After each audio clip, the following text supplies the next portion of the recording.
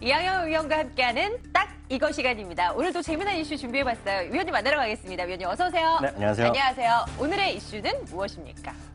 O2O 서비스를 제가 얼추 한번 했었는데요. 오늘 O2O 서비스가 점차 활발해지고 이제 카카오가 뭐 이제 대리기사까지 한다니까 오늘 네. O2O 서비스 다시 한번 하겠습니다. O2O 서비스 사실 많이 들어본 것 같긴 한데 이게 네. 정확히 무엇이다라는 거를 모르는 분들 아직 많으세요. 네, 설명해 주신다면 쉽게요. 아주 간단히 말씀드리겠습니다. 온라인 투 오프라인이 되겠는데요. 아주 쉽게 얘기하면 온라인과 오프라인이 결합된 마케팅이다라고 이해하시면 되겠는데 제가 예를 한 두 가지 드리겠습니다. 요즘 보면 롯데백화점 이렇게 앱 받으신 분은요. 저희 롯데 이렇게 백화점 이렇게 가면 네. 제가 얘기도 안 했는데 갑자기 쿠폰 뜨고 뭐 할인 정보 뜨거든요. 또 어디 가면 또 이렇게 할인 뭐 이렇게 뜨는데 그게 비콘 서비스 같은 거거든요. 그런 게 있겠고요. 어제 얼마 전에 말씀드렸던 저 별다방 제가 얘기했잖아요. 미리 주문하고 그러는 거. 네네네. 미리 그런 거 하면 주문하고. 온라인으로 오프라인 직접 가서 물건 받는 거잖아요. 그런 것들이 대표적인 O2O 서비스다라고 아주 간단하게 이해하시면 되죠. 어제요. 네. 카카오가 무슨 뭐 대리 운전 시장에 뛰어든다고 하면서 온 디맨드에 네. 뭐 집중하겠다 뭐 이런 얘기를 해놓은 것 같은데 그것도 궁금해요. 뭐 비슷한 맥락으로 이해를 하면 되는 건지. 온 디맨드는 뭔가요? 그러니까 오토 서비스 하면 약간 또 좀 새로 보이지 않으니까 이번에 임진 대표라고 30대 약간 어떤 청소년 보통 회사 일하는 사람들 로망 아닙니까? 30대 카카오톡 대표 운영자가 됐으니까요.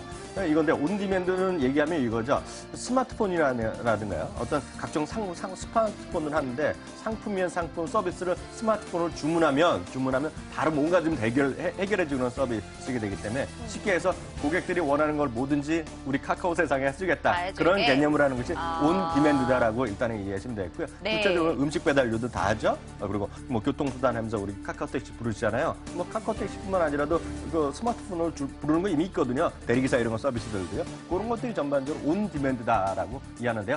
뭐 전체적으로 O2O 서비스에 한해주는 약간 좁은 분야, 네. 온디맨드로 이해하시면 되겠습니다. 이게 설명은 자꾸 드리고 있어요. 뭐 최대한 쉽게 설명드린다고 하는데 무형의 서비스를 이걸 말로 설명한다는 건 정말 진짜 어려운 것 같거든요. 그러니까요. 그림이 나오는데 이걸 보고 저희가 설명을 들으면 좀 쉽지 않을까 싶은데. 그러니까 이것도 약간 이거 기초적인 소비자 있죠 보통. 저나 박선영 카드 소비자 네. 있겠고요. 네. IT 관련 회사들 있잖아요. 다음 카카오도 있고 네이버도 있고 뭐 인터파크 이런 거 등등 있겠고요. 생산자나 판매자가 있잖아요. 요걸 예전에 보면 소비자가 생산자 판매자랑 직접 가서 왔다 갔다 해야 됐던 거잖아요. 근데 요게 이런 친구들이 끼어드는 거죠. 네이버나 예를 들어 카카오가 예전에는 대리기사 아무 상관없잖아요. 택시랑 아무 상관없는데 중간에 쓱 들어가서 좀 더 편하게 해주는 거. 이것이 소위 O2O 서비스다라고 이해하시면 오늘까지 이해하면 모를 수 없어요. 웬만한 시험 나도 다 아실 거예요. 합격하는 거죠. 네. O2O 서비스에 대해서 오늘 이 주제를 잡고 말씀을 드리고 있는데요. 사실 이 얘기를 준비하신 이유가 있을 것 같아요. 어제 떠들썩했던 그 카카오 이슈 때문 네. 아니겠습니까? 맞습니다. 이제 카카오택시는 웬만하면 다 쓰고 계시잖아요. 근데 계속 말씀드렸다시피 카카오택시로 돈을 뭐 낸 사람이 없어요. 돈을 번 사람이 유일하게 김기사를 팔았던 김기사의 전 주인이 오너가 돈 벌었고 네. 나머지 그리고 또 하나 번 사람들이 있어요. 이번엔 택시 회사 하시는 분들 있잖아요. 광고료 받았거든요. 그 외에는 다 돈을 쓴 적이 없고 카카오톡은 돈 한 장 번 적이 없습니다. 카카오 회사는요.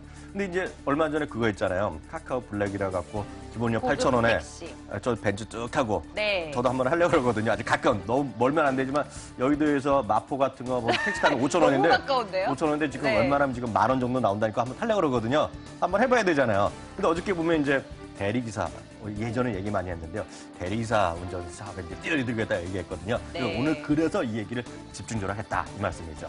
근데 이게 이제 공격적으로 좀 수익 확장에 나서는 것 같아요. 카카오 택시로는 잡히지가 않습니다. 그런데 이제 대리 운전 사업도 이제 고급 택시 네. 이쪽이 이제 뛰어들면서 좀 수익을 벌어보겠다라는 입장인 거잖아요. 맞죠. 워낙 이제 그 대리운전을 저는 모르겠습니다. 저는 평생 대리운전을 쓰세요?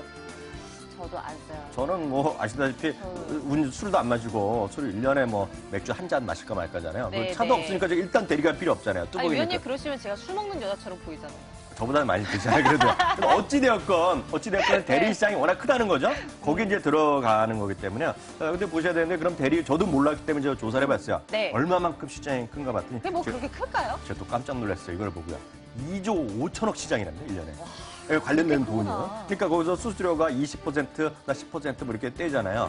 그래서 벌써 증권사가 냉정하게 조사해봤더니 지금 업계에서 한 20%까지 뛰어가는 모양이에요. 그 회사들이요. 서너 개 회사 네, 중심으로 네. 해갖고요. 네. 한 10%만 받더라도 그동안의 경험 보면 카카오톡이 여기서만도 한 1,000억 정도 벌 수 있을 것이다. 이런 얘기를 하는데요. 모르죠. 정말 기존의 사업자들이 또 반발할 거 아닙니까? 지금요. 자기네 먹거리, 또 동네 상권 이런 거 나올 수밖에 없거든요.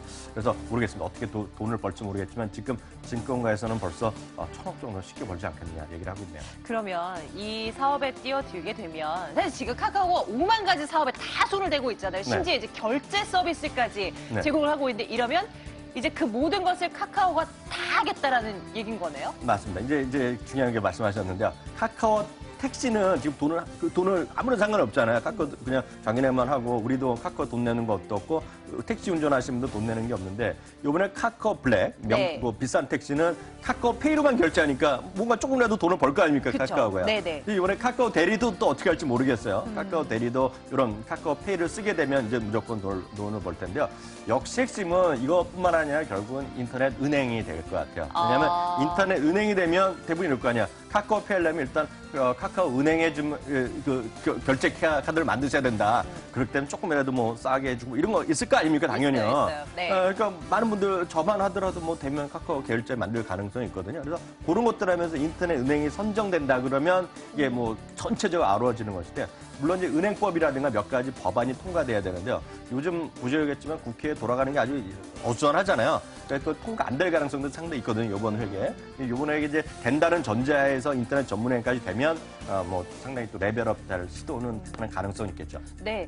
자, 오토 서비스와 관련해서 말씀 나눠보고 있습니다. 이 시장을 과연 증권사에서는 어떤 시각으로 바라보고 있을까? 이것도 좀 궁금합니다. 분석해 주세요. 네, 한 네다섯 군데 증권사가 최근에 요에 관련된 비즈니스를 얘기 많이 했는데요. 벌써 두 군데 증권사는 한국투자랑 비엔키는 벌써 재빠르게 어제 오늘 레포트를 냈어요. 한국투자는요, 대리운전 서비스 이름은 카카오 드라이버다라는 제목을 하면서 목표가를 16만 원을 유지하고 있고요. 네. 비엔키가 가장 적극적으로 얘기하고 있습니다. 지금요, 1,000억 번다 얘기가 비엔키에서 나왔거든요. 대리운전에서 돈 벌 수 있다. 17만 원 유지하고 있고요. 하나금융은 너무 좋게 얘기하고 있어요. 신규 비즈니스에 대한 기대감이 4분기 전체를 반영될 거면서 21만 원 유지할 것이다 얘기하는데요. 근데 중요한 건 다 좋게 얘기하지만 목표가를 올린 적은 없습니다. 다만 그러네요. 신한금융이 약간 반대로 얘기하고 있어요. 돈 번다는 얘기 나 좋은데 아직까지는 돈을 번 적이 없단 말이죠. 된다 얘기 돈을 번 적이 없기 때문에 4분기까지보다는 내년에부터 좀 좋아지지 않겠느냐 얘기하면서 목표가를 오히려 내려버렸어요. 쭉 내려갔어요. 14만 원 내렸기 때문에 시청자분들의 뭐 장기적으로 보면 좋을 수는 있어 보이는데 단기적으로는 또 실적 이번 시즌에 실적에서 다음 주에 나오거든요. 실적이 어떻게 발표할지 모르겠네요.